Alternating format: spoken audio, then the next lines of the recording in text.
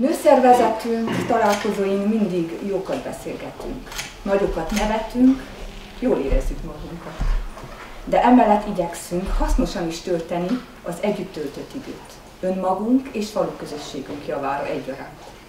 Hiszem, hogy ez a mostani alkalom is erre lesz méltó, tökéletes példa.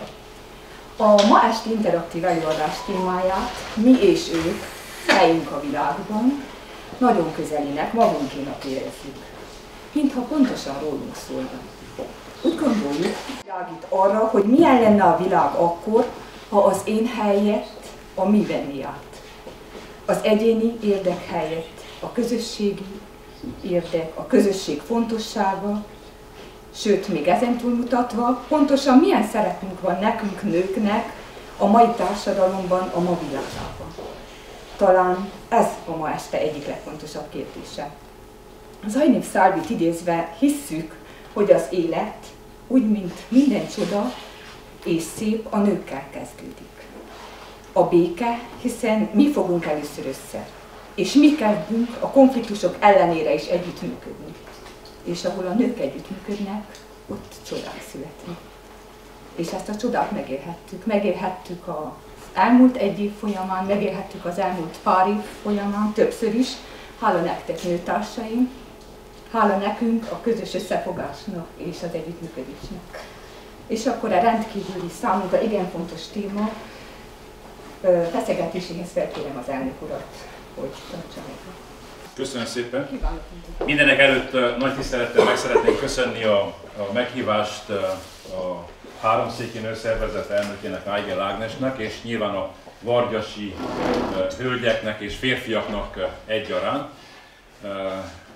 Kevesen tudják, keveset beszélünk férfi körökben arról, hogy Háromszéken 19-20 nőszervezet is működik, és hogy milyen fontos tevékenységet végeznek. Nyilván, hogy a ma esti téma egyik kérdése is valószínű, hogy a nők lesznek, az attól is függ, hogy szeretnének-e önök erről beszélni. De meg is szeretném kérdezni, hogy amikor itt megtudták, vagy meghallották, vagy hívták, invitálták önöket a mi és ők kérdésében, mi jutott az önök eszébe, hogy az mit jelenthet mi és ők? Kik a mi, kik az ők? Hát az lehet a férfi, a nő. Na az egyik akkor a férfi és a nő kérdése, tehát akkor, hogy kik a férfiak és a nők. Férfiak, nők. Igen. Más. Azok, akik egy közösséget alkotnak, és a többiek, akik nem alkotnak, nem vesznek részt abban a közösségben. Tehát az én központú világ és a mi. Igen. Az egyén és a közösség. Ugye? Körülbelül, igen. De ők azok, akik nem vesznek részt a közösségben. Igen, magányosok, igen. Tehát azok nem szabad emberek, hanem magányosok. Igen, tehát mondjuk, hogy a közösség és azon kívüliek. Közösség és az egyén. Egyén. Igen. Más, még mi jutott eszükbe? Nekem így értelem tud egy. Na, polgármester úr, mi jutott? Aki egy szervezetben gondolkozik, és van, aki egy szervezeten kívül. Egy politikai szervezetben. Igen, de hát lehet mondani azt is, hogy kicsit közelítsük a kérdést, hogy politikai, mert nyilván politikáról is szeretnék beszélni, ezt letagadhatatlan, hogy... Akkor a módosok van. RMDS és azon kívül. Ennyiért beszélnék világosan, persze. RMDS és azon kívül. RMDS-en kívül, igen. Ilyen is van, persze. De ez az erdélyi magyarokon belül van. De vannak magyarok és... és vannak románok, ugye? Tehát vannak magyarok és románok.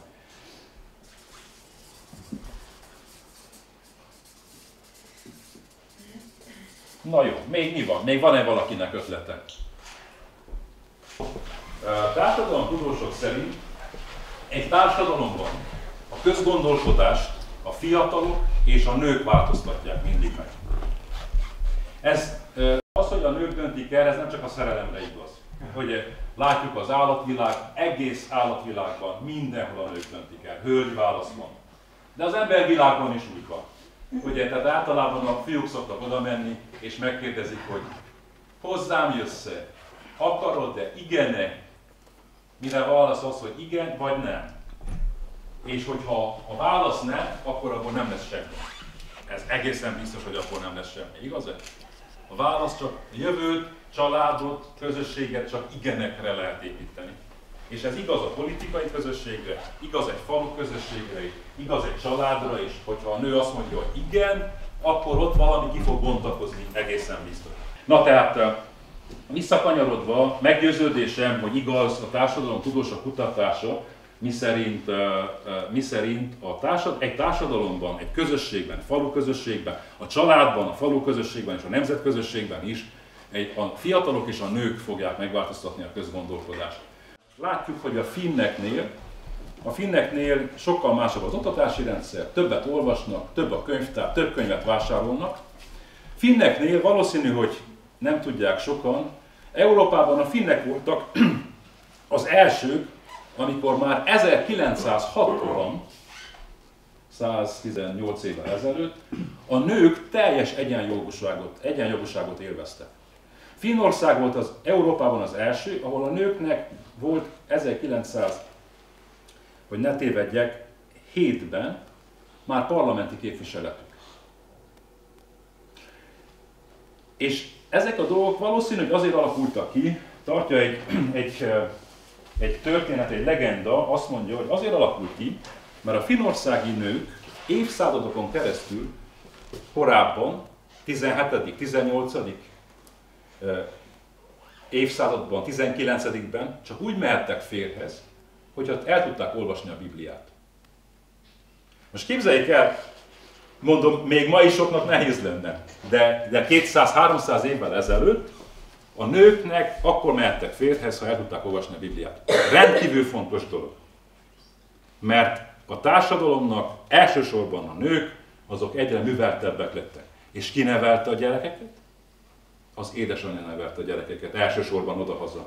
És azt a tudást, azt a műveltséget egyre inkább átadta. És így lett a finn társadalom, általában a skandináv országokban, a finnek, a svédek, a norvégek, dánok is ide tartoznak, ugye, tehát egész világon, most nagyon izgalmas, most van egy ilyen hangulat, egy zárójel teszek, ez a legboldogabb ország Dánia, és van egy boldogságkutató intézetük többek között, tehát nagyon izgalmas történetek, de ennek a történelmi háttere az igazán fontos, évszázadokon keresztül a finn nőknek kellett tudni olvasni. És azt a műveltséget, azt a kultúrát egyre inkább ez nőtt, és egyre inkább átadták a gyerekeknek, férfiaknak és nőknek. Férfi és nő kérdése. Képzeljék el, hogy több mint 100 féle nemiséget tartanak nyilván az LMBTQ mozgalmak. 100 féle nemiség. El tudják ezt képzelni? Na most én nem rejtem a véleményem vék alá, én bátran elmondom, férfi és nő. Az apa férfi, az anya nő. Tehát ezen nem lehet sokat filozófálni. Mert ha beszélünk, ha nem, ha bedugjuk a fejünket a szénába, ha nem, ez a mozgalom jön velünk szembe. Higgyék el, ez már nem csak Brüsszelben van, nem csak Budapesten, látják a tévében biztos, hogy Budapesten itt mennyit bakalódnak a gyerekekkel főleg. Kolozsváron is volt Pride. Ez nem vicc.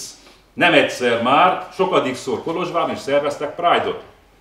Mintha látnám, hogy előbb-utóbb lesz Szekler Pride is.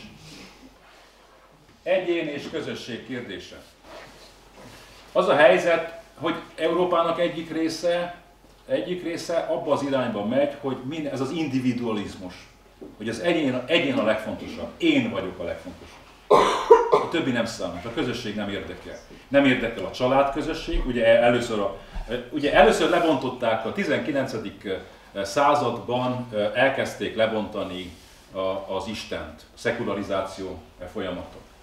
Utána a 20. században elkezdték lebontani a nemzetet. És most a 21-ben le akarják bontani a családot. Tehát ez egy olyan hármas egység, Isten, haza, család, amely tulajdonképpen egy fordulópont a kulturális, az emberiség történetében és a kulturális történetében is. De ami az egyén és a közösség ügyét illeti, tehát az LMBTQ mozgalmak, azok nyilván, hogy ezt fogják erősíteni, az egyén kérdését. És a másik, a közösséget meg el akarják bontani, ezért vannak ezek a mozgalmak. Fogyasztói társadalom megerősítése és a közösségek lebontása. Nagyjából úgy gondolom, hogy családosak vagyunk és vannak gyerekeink. Nagyjából, így ahogy végignézek, persze vannak fiatalok, de igazából gondolom többségben vagyunk azok, akik családunk van, és gyerekeink is vannak.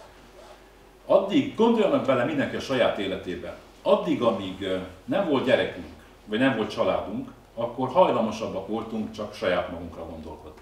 Igaz? De főleg az első gyerek megszületése után, én ezt a saját példámból érzem, tudom, és ez valószínű, hogy másoknál is így van, az első gyerek megszületése után megváltozott a szemléletem. Valószínű önöknek is. Teljesen átalakult.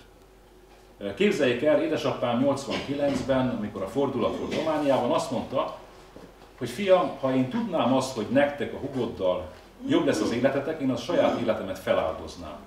És én akkor elcsodálkoztam. Fiatal ember voltam, elcsodálkoztam, hogy hát édesapám 50 éves, életerős ember, miért mond ilyent? Aztán persze később megértettem, hogy miért mond ilyent. Tehát a lényeg, és ugye itt van a közösség és az egyén kérdése, az én központú világ és a mi központi világ kérdésünk. És ezek összefüggnek az előbb mondottakkal, mert hogyha lebontjuk a közösséget, lebontjuk a kulturális közösségünket, ami a vallásunkhoz tartozik, lebontjuk a nemzeti közösségünket, lebontjuk a családi közösséget, akkor már csak egyedül én leszek. És akkor a világ az egészen más, hogyha csak az óromig látok, és egészen más, hogyha egy kicsit tágabban. Mert hogyha én most egyedül lennék, 57 éves vagyok, jó esetben van még 30 éve. Ha én egyedül élnék, akkor jó esetben arra 25-30 évre gondolok csak, és kizárólag. Így van? De tekintettel arra, hogy vannak gyerekeim, akkor már ezt megtoldom egy következő életgenerációval, még 35, még 45 évvel. És remélem, hogy lesznek unokáim is már a saját életemben, tehát gyakorlatilag szinte 100 évre kitolom a gondolkodásom. És ez igazán fontos, akkor igazán fontos, hogyha az ember valamiféle közösségben él és közösséget vezet. Ez fontos egy község életében, fontos a tanárok életében, fontos egy felelős politikus életében, tehát a közösségi vezető egy pap életében, és így tovább. Fontosak ezek a kötődések, hogy ő személy szerint miben gondolkodik. Sőt, én még rövidebben gondolkodnék, hogyha egyedül élnék, most 57 éves vagyok, 65 éves koromban elmegyek nyugdíjba. Ugye? Tehát, akkor engem már csak ez a rövid táv érdekelne. De tekintettel arra, hogy vannak gyerekek, van család, van gyerek, van egy olyan nemzeti közösség, akihez érzem és tartozom, egészen más dimenziókat nyitanak ki számunkra. Magyarok és románok kérdésében, most nehogy valaki félreértse, hogy mondjam, egyébként semmi bajom más nemzetiségű emberekkel. Viszont itt ebben az országban van egy olyan erős kulturális különbség a kettő között, ami, napi politikai hergelődésé változik. Hoztam egy kis filmet, meg is kérem a munkatársaimnak, hogy mutassák meg, lássuk, hogy mit értünk meg ebből.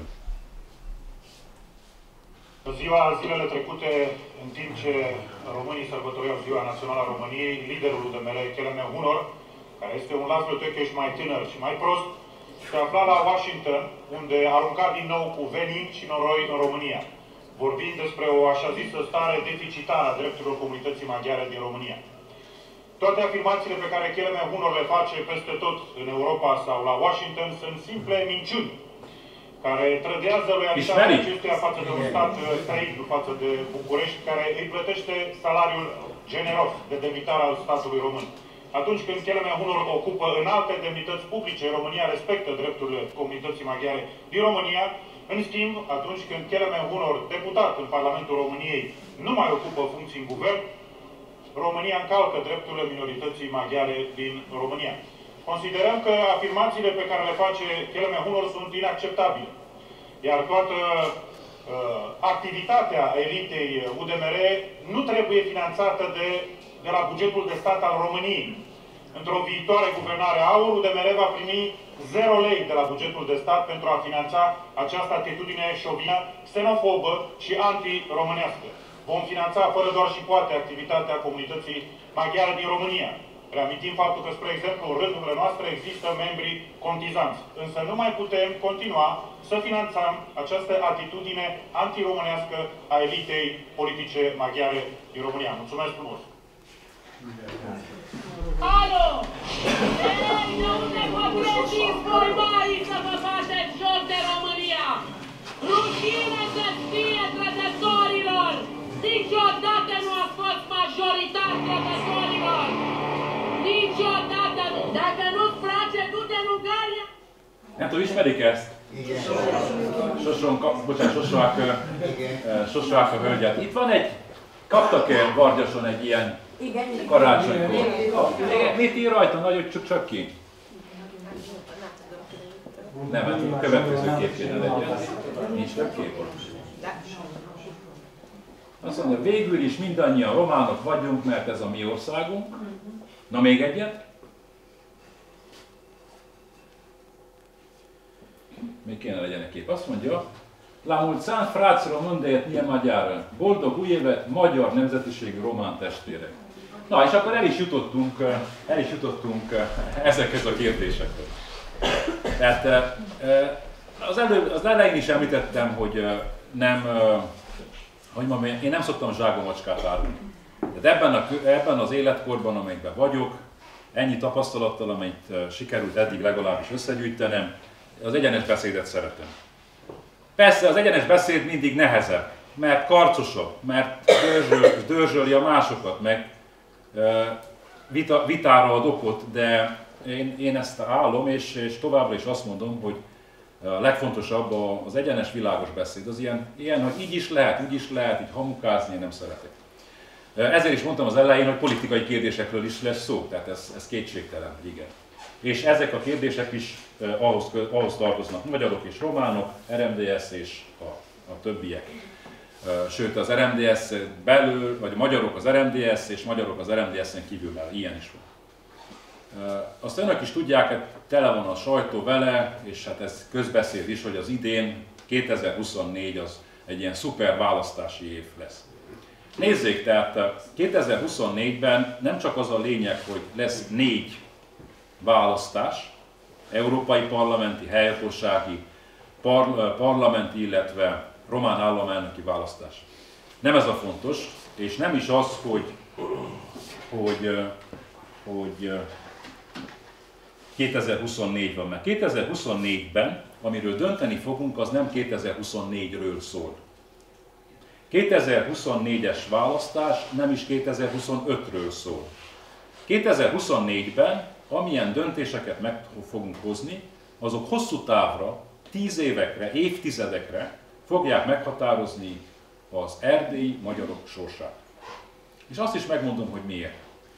Azért, mert látják, hogy itt van az Áur és Sosonka. Most ebben a pillanatban, és ezeket mindjárt le is rajzolom, Áur és Sosonka ketten több mint 25-30%-ot jelentenek a román társadalomban. Január legelején 20%-ot voltak. Nem a harmadik, de ide írom, mert a kettő összefügg Sosonka.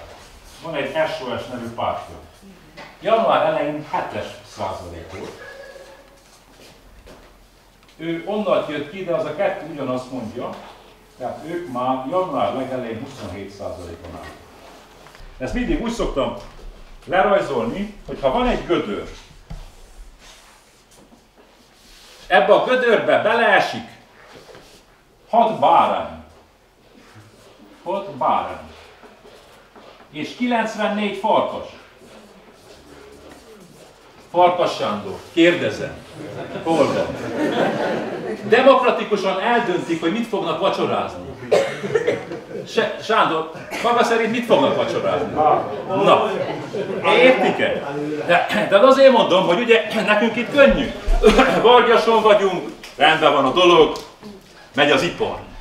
De elmegyünk Szentgyörgyre, már egy kicsivel kevesebben lesz, szinte még mindig mi vagyunk a többségben. De ha elértünk Bukarestbe, akkor teljesen demokratikusan fognak mondani. Meghallgatják a szavunkat, aztán utána szavazunk, vagy vacsorázunk. Ezért szoktam mindig azt mondani, hogy nekünk a politikát úgy kell alakítani, hogy mi üljünk az asztal mellett. Mert ha nem, könnyen felkerülünk az étlapra. Ugye? Na tehát visszakanyarodva, Bukarestben az a helyzet, hogy minden egyes nap meg kell valahogy így úgy meg kell harcolni. Higgyék el, ezt elmerem önöknek mondani ebben a körben, soha nem azt kaptuk, amit kértünk. Soha. Soha nem tudtuk pont 100%-ban úgy kitárgyalni, kiharcolni, mint amit akartunk. Mindig valahol ott addig csürték, csavarták. De mindig volt élet. Azt ide visszakanyarodva a Beszedével és a Penelével volt mindig élet. Az a helyzet, hogy ezekkel az aurusokkal nem lesz. Mert ezek, úgy ahogy ott írták, visszatehetjük azt a képet, azt az utolsó képet, mindannyian románok vagyunk. Tehát ezeknek, ha megfigyelték, már látják azok, örök is látják a tévében, ott van a magyar nemzetiségű román testvérek, egyen még menjünk vissza Réka, és azt mondja, ott egy picit visszamegyünk, na még egy picit, ott van. Végül is mindannyian románok vagyunk, mert ez a mi országunk. Tehát az Aurnak és Sosoakáéknak csak ortodox és román Románia van. Tehát az ő Romániájukba nem fér be más. Nem fér be más. Ez a nagy különbség a közöttük. Tehát ezeknek a Beszedé, Penelé, még a többi a parasztpárt volt régen, meg mások is voltak, azoknak az elképzelésében még benne vagyunk. Még tudunk egyezkedni, még tudunk így úgy. De az Aur és Sosoakáék országukban mi nem férünk bele. Hiába mondtam, mert a filmben mondta, hogy nekük is vannak magyar fizetőtagjai. Igen, tudjuk, vannak, néhányan vannak Kovászna megyéből is. Megmértük, körülbelül 1 és 2% olyan magyar van Kovászna megyében, akik román pártoknak fognak szavazni. Van ilyen is. Baróton is van. Beszedére fog szavazni. Magyarok. Nincs, amit csináljuk velük, vannak ilyenek. Hát most mit csináljuk? Sajnáljuk őket, de ez van. Lehet, hogy olyan is van, aki áll, de nem nagy. Mondom, 1 és 2% között van ez. Viszont az ő világképükben, az ő országukban mi nem férünk bele. A baj csak az, hogy ők nőnek Románia szinten, a többiek vagy csökkennek, vagy konstansak. Ez a nagy probléma. És az, hogy ugye 5 és 6%, mondjuk legyünk magunkkal egy kicsit kedvesebbek, 6%. 5 és 6% között van az a magyar közösség, aki tudta támogatni azt, hogy az Európai Parlamentbe és a romániai parlamentjébe bejussunk. Mert az, hogy Vargyason a helyhatósági választáson mi lesz, hogy magyar, hát biztos magyar polgármester lesz, ugye? Magyar volt, magyar lett. Az egy másik kérdés, hogy milyen volt, milyen lett, arról is aztán egyszer beszélhetünk, de most nem ez a probléma, most nem azt akarom felvetni.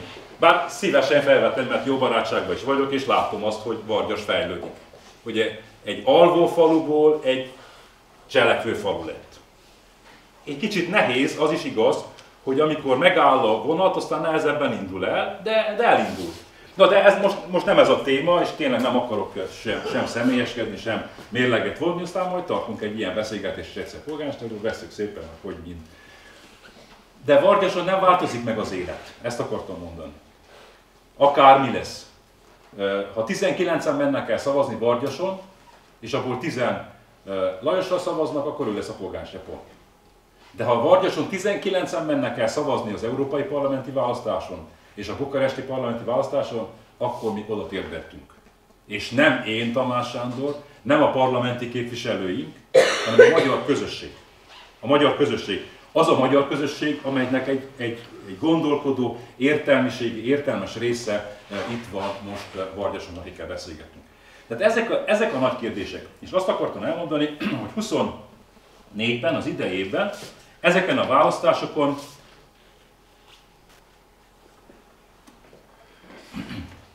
nem arról fogunk dönteni, hogy Vince Loránt és Winkler Gyula, ők a két európai parlamenti képviselők, ők azok lesznek-e vagy nem? Kapnak-e fizetést vagy nem? Nem erről fogunk dönteni.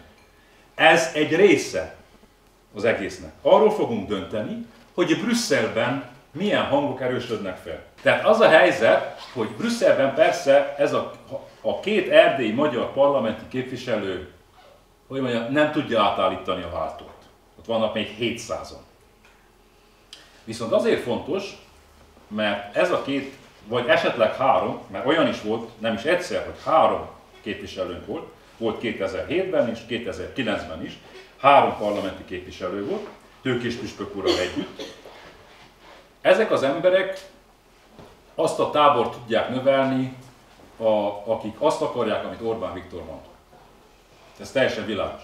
Tehát ugye Brüsszelben Orbán Viktor miniszterelnök azt mondja, hogy oda kell menni, és át kell változtatni. Legyünk többen mi, mint ők. És akkor azok a típusú politikák, amelyeket Brüsszelben visznek, beleértve a háború kérdését, beleértve a migráció kérdését, beleértve az imént emlegetett LMBTQ kérdését, beleértve az, hogy együnk bogarakot, de komolyan, hát ez napirenden van, elfogadták, együnk műhúst, udvaroljunk guminőnek, tehát ez következik. Szóval, de nem, ez nem vicc, hát ugye ezek csak egy kicsit közérthetőbben fogalmaztam meg, de hát még egyszer, 2 évvel ezelőtt eldöntötték, hogy a férfiak szüljenek gyereket, nő nélkül. Oké, csinálják, nem tudom, hogy mit mondjak erre, próbálják meg. Na, tehát itt az egyik kérdés, ugye az európai parlamenti választás, az egyik kérdés ez, hogy itt tudunk-e küldeni 2-3 képviselőt ahhoz, hogy Orbán Viktor csapatát tudjuk erősíteni. Orbán Viktornak most 13 képviselője van a Fidesznek, valószínűleg 15 lesz. Vagy 18? Vagy 15. Igen. Na most képzeljék el, hogy a 15-nek a 3 az 20%. Ugye azt mondjuk, hogy 2-3 az kicsi. De azt mondjuk, hogy egy másik csoportnak 20%-a, akkor az már egy kicsivel több. Most ez csomagba fog jönni, mi 89 előtt, hát azért vagyunk néhányan, akik 89 előtt értünk, ugye tudjuk, hogy a könyvet vettünk, akkor adtak egy halkonzervet melléje. Most ez csomagba fog jönni, tehát minden valószínűség szerint az európai parlamenti választással együtt lesz a helyhatósági választás. Polgármester, tanácselnök, megyei tanács. Ez jó egyébként, ez segít nekünk, mert valószínű, hogy akkor jobban tudunk mozgósítani ahhoz, hogy ne 5% körül lebegjünk, hanem legyen meg a 6%. Ugyanis az történik, hogy kimutatható módon az Aur és a Sosoaka, ezt lerajzolom, még Aur és Sosoaka kampánya 10% olyan embert fog elvinni, akik még soha nem voltak választani. Van ez a féldecisek, ismerik ezt a kifejezést elbegényléken, ugye? Ez a féldecisek rétege. Na, úgy néz ki, hogy körülbelül plusz 10%-ot fognak ők még olyan embereket is elvinni, akik soha nem voltak az életben választani. És ez nekünk veszélyt jelent. Mert az erdélyi magyaroknak nincsen tartalékunk. A románoknak van, és le is rajzolom, hogy hol van.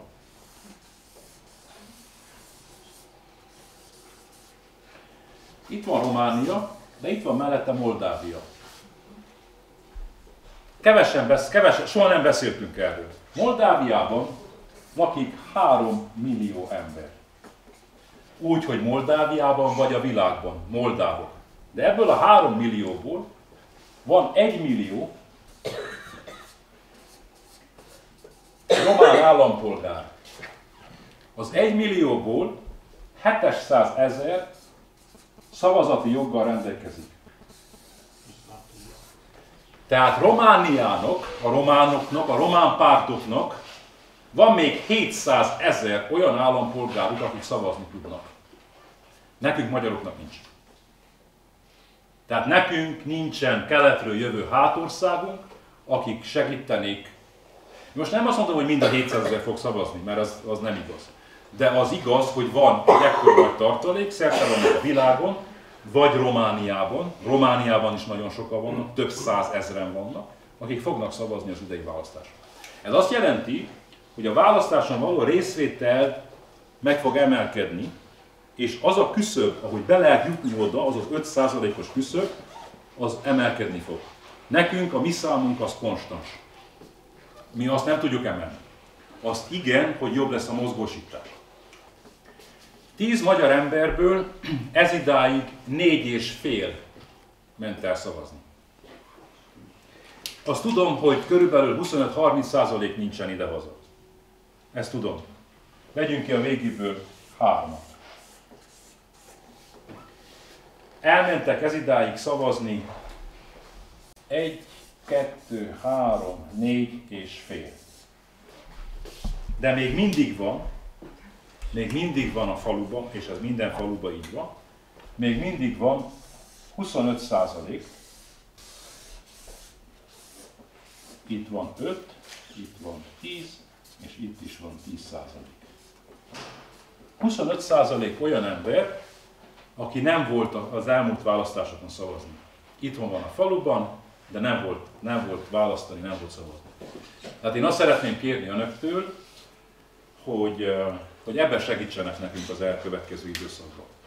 Hogy egyrészt azokat, akik eddig is voltak szavazni, azokat konstansan tudjuk elvinni szavazni, és akik eddig nem voltak 25%, azokat keressük fel és vigyük el szavazni. Én nem is azt mondom, hogy szavazzanak az RMDSZ-re. Ma még nem ezt mondom, azt a választások napján csak. De mert összefogás listája lesz. És ide jutottunk el akkor RMDSZ és más magyarok. Tehát az európai parlamenti választáson is, és a román parlamenti választáson is a létező más kis pártok már most elmondták, hogy az RMDSZ fogják támogatni. És miért mondtam azt, hogy ez a választás nem 24-ről szól, hanem évtizedekről szól. Egyrészt az európai politikai dolgok, de azok mindig azt mondjuk, hogy messze vannak, bár hogy láttuk az előbb, azért jönnek egyre közelebb. Viszont vannak olyan problémák, amelyek egész közel vannak.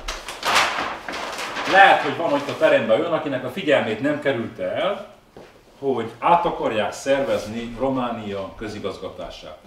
Falvakat, városokat, megyéket. Hallottak róla? Igen. Ez komoly dolognak tűnik most. Román Kereskedelmi Kamara, Román Akadémia tudományosan megindokolták, és főleg a pénz. Azt mondják, hogy válság van, kevés a pénz, hatékonyabbá akarjuk tenni a közigazgatást. Ezzel csak a következő a probléma. Tehát ők azt mondják, ha itt van mondjuk Kovászna megye, én itt lakom Kézdivásárhelyen, most éppen itt vagyunk a másik felében. Másfél órára, nem olyan nagy a megye, de azért csak másfél óra, amíg ideérünk. Ők azt mondják, hogy községek csak 5000 főn felül legyenek. Tehát község 5000 fő. Most képzeljék el, tudja-e valaki, hogy Kovászna megyében hány 5000 főn felüli község van? Polgármester nem kérdezi, mert tudja. Mások. Elmondom, 1. Tudják melyik az? Na, még egyet lehet találni. Rossz hírem van. Előpatak. Rossz hírem van, Előpatak. Ha átszervezik a községeket, akkor egy község marad a jelenlegiek közül, Előpatak. A többit össze fogják olvasztani. Sőt, a városok csak 10 000 főn felül lehetnek. 2 van ilyen, Sepsiszentgyörgy és Kézdivásárhely. Barót is 8000 körül van. Most, hogyha Barótot összeolvasszák Vargyassal, akkor se lesz 10. Ide még legalább 1 kell, és adja magát, az Bardoc. Na, ugye már itt is van egy kicsi probléma. De valahogy még itt elevickélünk. De a többivel is ez lesz egyébként. De gondoljanak bele, hogy Olt mentén. Itt van Bükszár, itt van Mikolyfalu, Málnás, itt van Bodog. Ez még mind nem elég. Még oda kell legalább Gidófalva. Tehát lesz egy ilyen... Szóval nagyon agyament dolgok fognak kialakulni ebből. De még így is ebben a községben, vagy ebben a községben magyar polgármester lesz, biztos. Ez szuta lesz szuta. Előpatakon most az van 4%-kal, de nem lesz. De ezekben a községekben mondjuk maradjunk Vargyas, Barod, Bardoc. 10 000 felül lesz, város lesz, Vargyas város lesz, és magyar lesz a vezetőség. De az a helyzet, hogy a megyéket is fel akarják számolni. És a probléma itt következik. Hát itt van Kovászna megye, itt van Hargita megye felfele, és itt van Brassó megye. És azt akarják, hogy ez a 3 megye egy megye. Ilyent még akartak. Ilyent akart Băsescu, ha visszaemlékeznek, és Dragnea. Meg is volt hozzá a parlamentben a többségük, csak ott voltunk mi is, és addig fölrészeltük, hogy nem lett bele semmi. Ha véletlenül nem leszünk ott, akkor ezt meg fogják csinálni.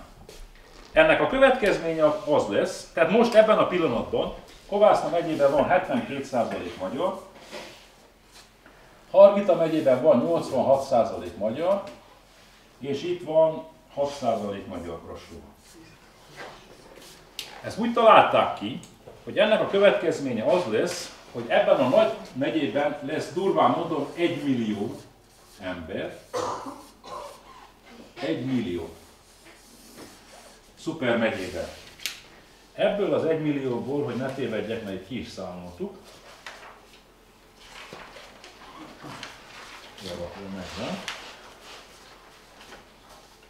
Ebből az 1 millióból lesz 42% magyar, figyelem,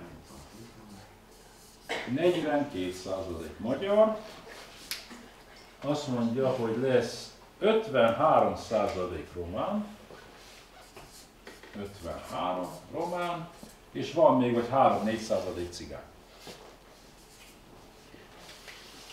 És itt a történet véget fog érni.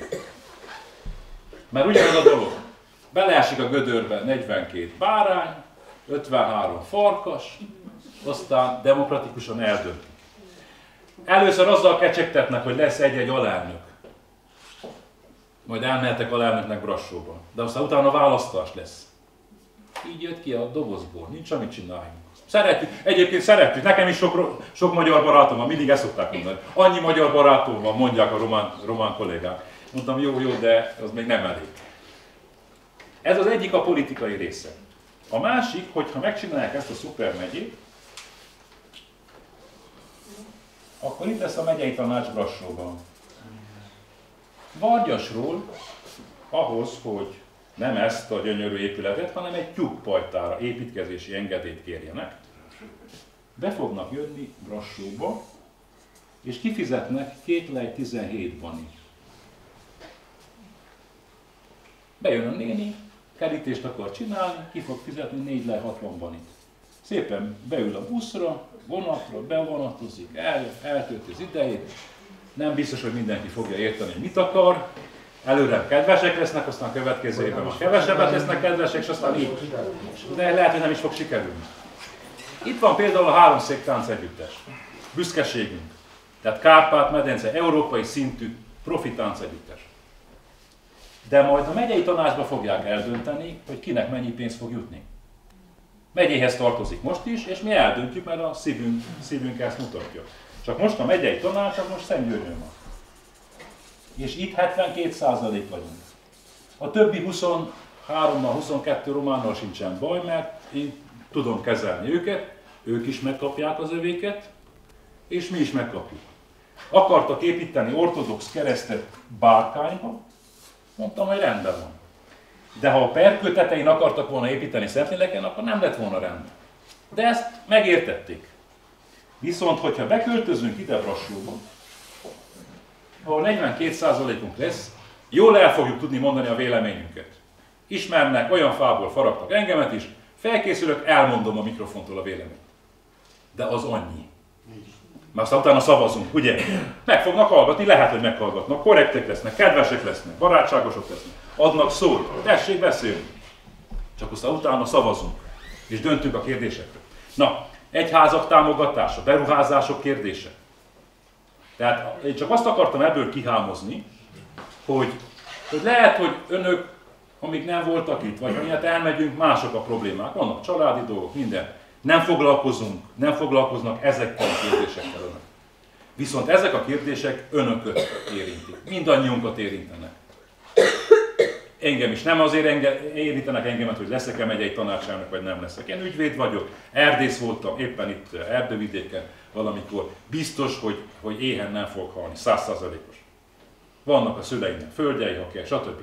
Nem az a kérdés. Az a kérdés, hogy vagyunk-e elég erős közösség mi, ugye mi és én kérdése. Vagyunk-e elég erős közösség, hogy azokat a folyamatokat, amelyekkel most szemben állunk, 2024-ben egy nagyon erős választ tudjunk adni, hogy utána évtizedekre a sorsunk hogy fog alakulni. Mert ha így fog alakulni a sorsunk, akkor ez nem lehet visszafordítani. Ez nem olyan, hogy hozunk egy törvényt, hogy legyen nagyobb a fizetés. Ez nem olyan. Ezt egyszer elrontották, a rendszert átalakították, akkor ez a rendszer így fog működni. Na, ez a nagy tétel. Tessék hozzászólni, ha van kérdés, felvetni. Én azt szeretném kérdezni, hogy ha, tehát nem tudom, statisztikáriummal előre készült-e, hogy a számok hogy változnak százalékban, hogyha nagyon jó lesz a részvétel? Tehát én nem tudom azt mondani, hogy hogy volt. Például az európai parlamenti választáson 2007-ben 8,96%, tehát szinte 9%-ot voltunk mi. Viszont azóta folyamatosan csökkent, mert a románok egyre többen mentek el. Utána jött 8,92, az is szinte 90 volt, 14-ben 6,3, és 19-ben 5,26. Tehát 5,26, az már imádkoztunk, ugye? Már nem lehet ezt előre látni, hogy aztán hogy lesz. Én mindig azt mondtam, hogy vannak dolgok, amiket meg tudunk változtatni, és vannak, amiket nem tudunk megváltoztatni. Legyünk reálisok, nézzük meg, hogy mit nem tudunk megváltoztatni. Mi nem tudjuk megváltoztatni az AUR-nak az előre menetelését, ezt mi nem tudjuk megváltoztatni. Ugye? Látjuk, figyeljünk oda, de nem tudunk abba beleszólni. De vannak dolgok, ami tőlünk függ. Akkor azt csináljuk meg. Azt csináljuk meg. És még egyszer, nem magunkért csináljuk meg, a gyerekeinkért kell megcsinálni. Mert előbb elmondtam, én a magamról számítok, akkor nekem 65 éves koromig van 5 meg 2, 7-8 év. Akkor én csak annyiba gondolkodok. De én ugye nem annyiba gondolkodok, mert én egy kicsivel többbe kell gondolkodjak, mert vannak gyerekeim, remélem lesznek unokáim is. Tehát amit mi meg tudunk csinálni, az ezt tudjuk megcsinálni, amit lerajzoltam, a 10-et. A 100% hogy jön ki. Eddig 45% ment el, átlagosan mondom, van ahol több, van ahol kevesebb. Van 30%, 25-30, akik nincsenek itthon, tudjuk. Viszont még mindig van 25 olyan százalék, aki itthon van, és nem volt korábban szavazni. Aki aktív. Aktívvá tudjuk tenni. Az nem elég, hogy kiteszünk egy plakátot a faluban. Az nem elég, hogy a Facebookra felírjuk. El kell menni ezekhez az emberekhez. Ez egy kicsi faluban nem olyan nagy gond. Egy kicsi faluban nem olyan nagy gond. El kell menni, el kell velük beszélgetni, és a választás napján el kell vinni szavazni. Ezt törvényesen meg lehet csinálni. Tehát én azt mondtam az előbb is, itt vagyunk a teremben 50-en, ebből vegyünk ki 5-öt, akik Vargyason kívül jöttek, 45-ön vannak. Tehát 45 emberrel ezt a falut, tehát hogy mondjam, így meg lehet fogni, és tovább lehet tenni. Egyetértünk-e? Szerveztünk, 1000 dolgot szerveztünk, ugye az elmúlt időszakban. Csak ehhez felelősen kell hozzáállni. Akik itt vannak, azok azért vannak itt, mert felelős emberek. Én nem magukat akarom önöket akarom meggyőzni, én azt akarom kérni, hogy önök segítsenek nekünk ezekben a munkákban.